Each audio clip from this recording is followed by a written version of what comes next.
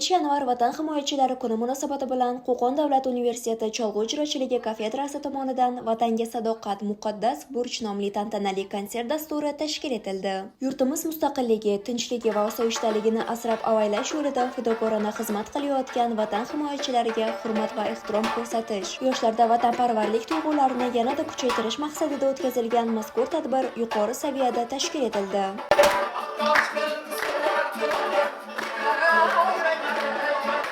Unda professor, o'qituvchilar, talaba yoshlar hamda san'at ixlosmandlari ishtirok etdi.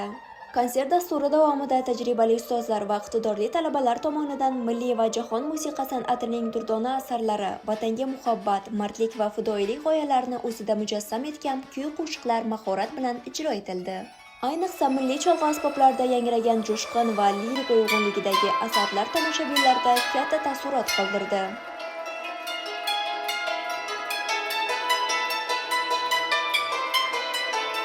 Shuningdek, yosh avlodni har tomonlama yetuk, man'an barkamol va vatanga sadoqat ruhida tarbiyalashga bunday madaniy-ma'rifiy tadbirlarning ahamiyati katta ekanligi qayd etildi.